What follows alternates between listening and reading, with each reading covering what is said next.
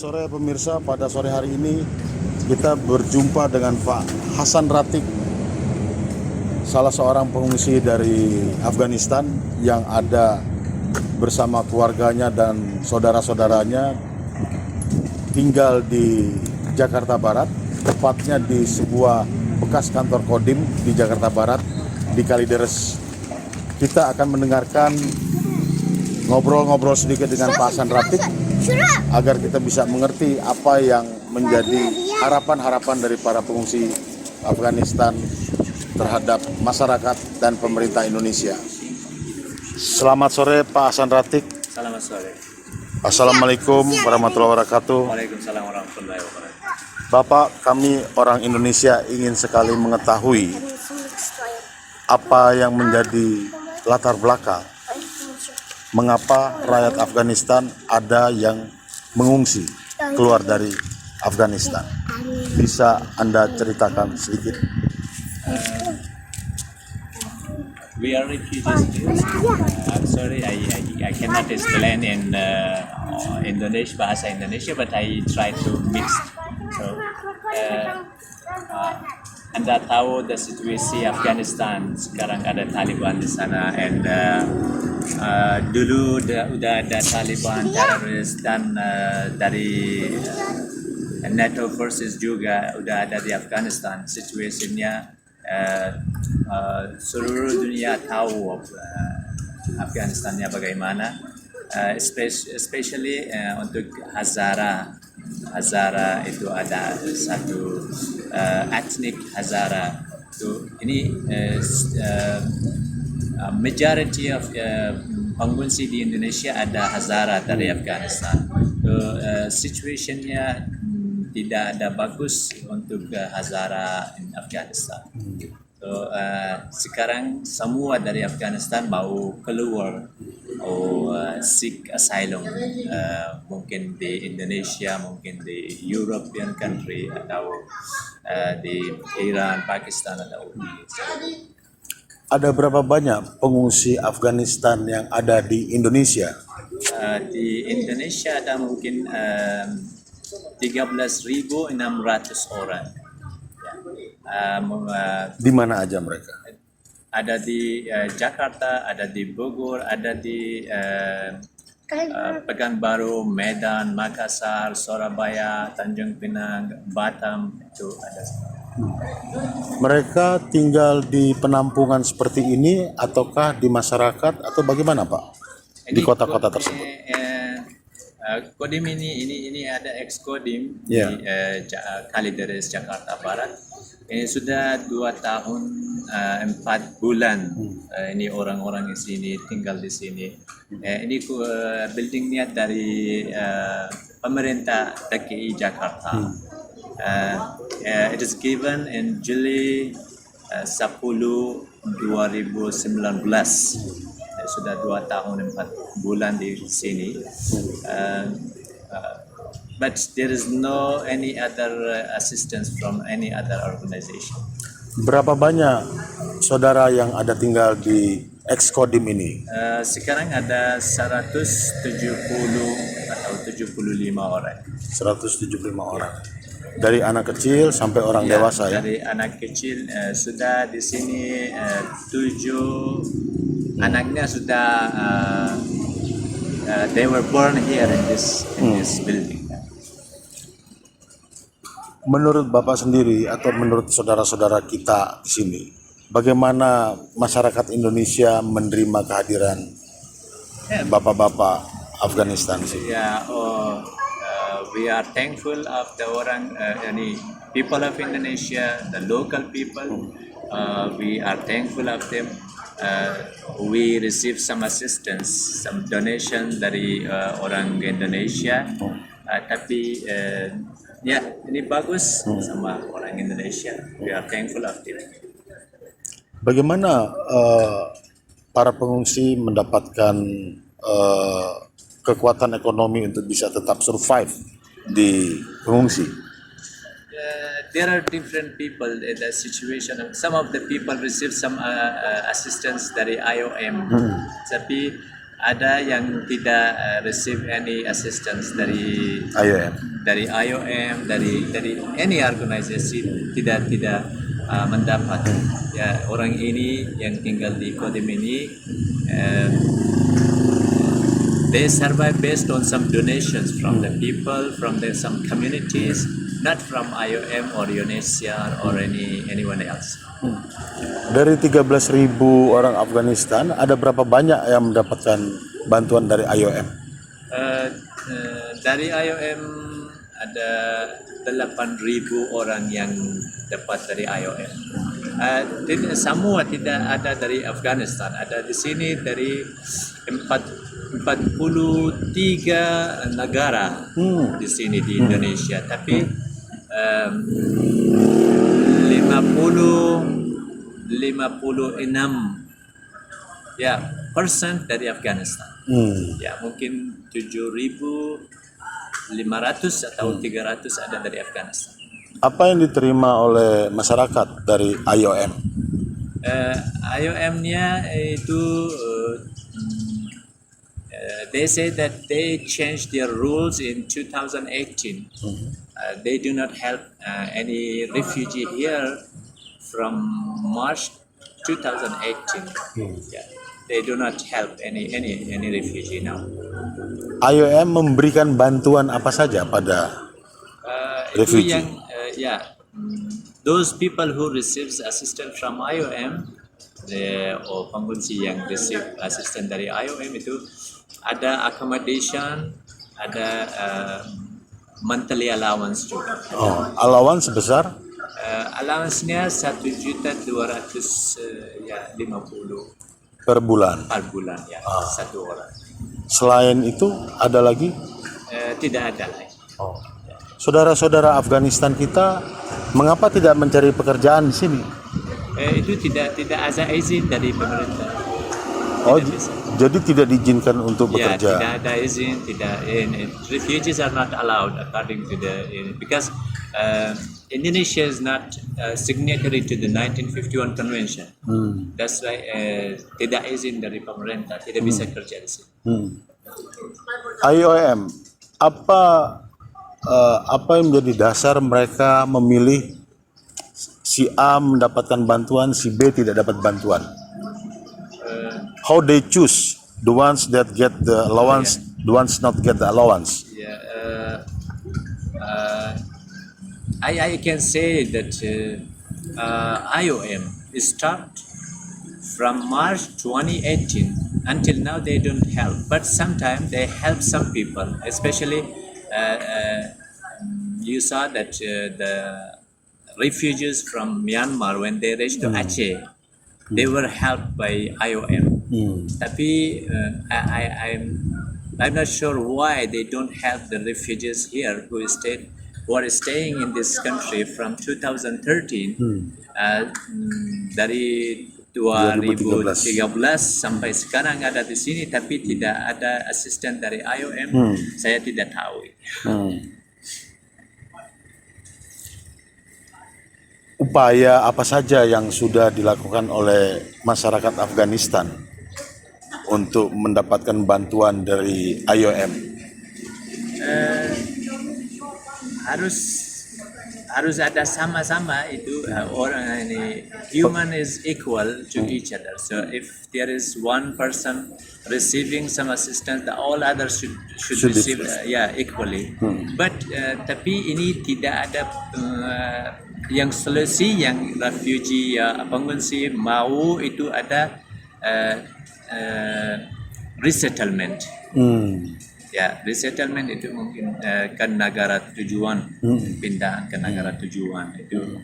Sekarang di sini tidak bisa itu, kalau asisten dari IOM itu juga tidak ada solusi. Orang pengungsi sudah di sini banyak, ini sudah lama, dari sekarang ada 10 tahun, 9 tahun, 8 tahun itu, tapi itu tidak ada solusi, harus kepindahan ke negara 3. Sebenarnya yang menjadi tujuan daripada pengungsi Afghanistan itu ke negara mana saja, Pak? Sekarang dari Indonesia, Yang dari Indonesia. dari Indonesia ada 4 negara yang mau mengungsi dari sini. Ada New Zealand, ada Australia, ada USA, ada Canada. Tapi yang mana-mana aja kalau aman, yang mau aman, ya kalau tidak ada konflik itu ada. Apa masalahnya sehingga para pengungsi belum bisa berangkat ke 4 negara tersebut? Sekarang tidak bisa di Afghanistan, especially di Afghanistan, no one can go back there. Now Afghan people are leaving Afghanistan now. How can these people go back? Maksud saya pengungsi yang di Indonesia, Yeah. mengapa mereka belum bisa berangkat ke Amerika, Kanada, Australia? Itu I asked many times from UNHCR because di UNHCR ada yang organization yang harus process the cases. So I asked them many times, but they say because it is the country of resettlement job that they should ask the refugees from here. So because the quota is less, that's why they cannot do it. But I don't think they are. That is true The reason, because because now all the countries of resettlement they have given quota to Afghan people, to Afghan people, especially now some of the countries have given 20,000, 30,000, 50,000 quota to Afghan people because they understand that the Afghan people are in danger, their lives are in danger. But in Indonesia, these people are remaining for 10 years, but again they are still here, and UNHCR is escaping to answer. And I asked them many times that they says that most vulnerable people will be resettled to their country, but I said that there was refugees who was sick and who was admitted in hospital for 1 year, but in 1 year he was sick and finally he died in Makassar. After 1 year he died in Makassar, but again UNHCR said he is not still vulnerable. And I am asking them, what is the definition of vulnerability according to UNHCR? If someone is getting sick, he sleeps on the bed of hospital for 1 year, and after 1 year he dies, but again UNHCR says that you are not vulnerable. And it's really questionable that I'm not sure that they are honest or they are doing their job fairly or they're doing their job equally or not. There is no any discrimination. Apakah sudah pernah ada upaya untuk meminta bantuan ke pemerintah Indonesia? We are asking from Indonesia government and also the people of Indonesia to help the refugees to resettle to third countries or to provide them, if they can do something for these people, to provide them home or provide them the document that after the 10 years they should go back and they should reunite their people, their families, their mothers, their parents, their wives, their children, their siblings. So we are asking them, if you can do it, the government of Indonesia, if can do this for the people, please do it for these people, because it is now 10 years. It's really hard to stay here without having any job, without having any basic human right. So if they can do, we request them to do it here. If not, please help these people resettle to third country. But are you also willing to stay and live in Indonesia, or you just want to live to another country? For the refugees, they just seek a safe place. Safe place, even in Indonesia. Even in Indonesia. But because Indonesia is not signatory to the 1951 convention, so they cannot accept us. And there is only that The countries that the signed country the, should have signed the convention. They should accept the refugees from here.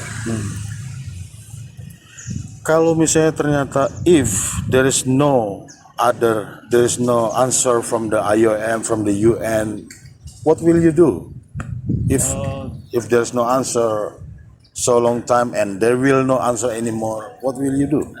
UNHCR and IOM, especially UNHCR, is responsible to handle the refugees because UNHCR was established to handle the refugees. They get paid.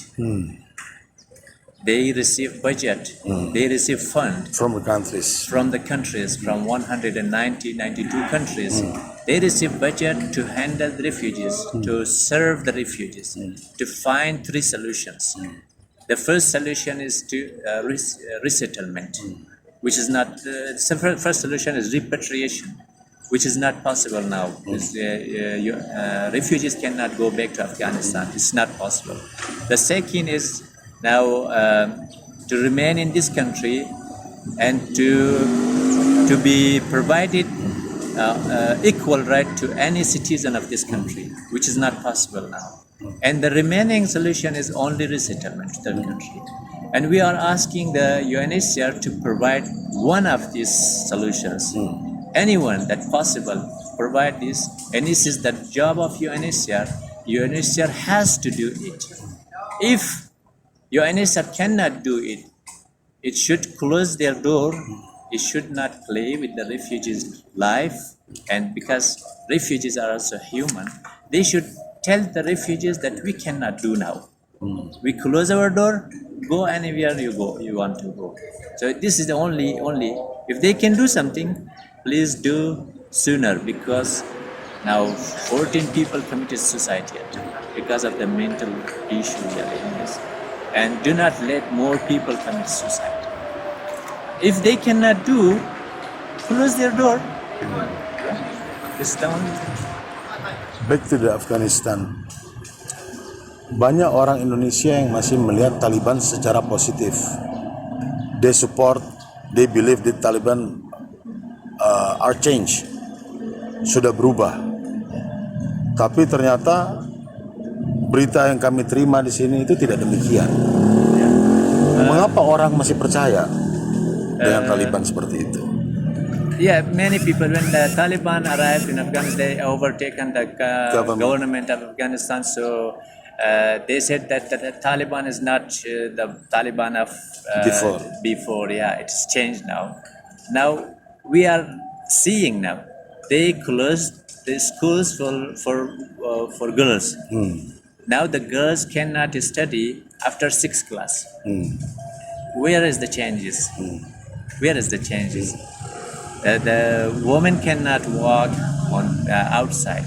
Where is the changes? The news reporters are being slaughtered. Where is the changes? Where is the change? We cannot see any change. Yeah. Now the medias are censored in Afghanistan. The bad things are not shown to the world. That's why just the good things are shown to the world. That's why they say that Taliban is shown. We hope the Taliban is changed. They bring a good government in Afghanistan. They bring safety or peace in Afghanistan. We hope that should happen, and we will go back to our country. We do not face conflict or any discrimination, maybe religious discrimination, maybe ethnic discrimination. So we will be happy if the Taliban would be changed and we go back to our country. We will no more stay here having no basic human right. But now we know that there is no changes. What is your call? What is your call to the international community against the Taliban's government? I myself asking for all the countries, anyone who can help Afghanistan, bring peace in Afghanistan, they do it because we are also human. The people living in Afghanistan, they are also human. So for the sake of humanity, they should do whatever they can do for the people. There are some countries that they are selling arms to the terrorist groups in Afghanistan, anywhere in the country. There are some people who are helping economically or spiritually. They should start supporting the terrorists anywhere, whether it is in Afghanistan, in Palestine, in maybe many countries, anywhere. No one, there should be peace in the world. Everyone should live in peace in the world. It may be in America, it may be in Europe, it may be in Indonesia, maybe in Australia, anywhere. These people should live in peace. No one should intervene other country. No one should sell arms to the terrorist groups or support them financially or spiritually. They should stop. If they cannot help the people, they should not put them in danger. Oke, thank you Marsa Hasan. You're welcome. Assalamualaikum warahmatullahi wabarakatuh. Waalaikumsalam warahmatullahi wabarakatuh.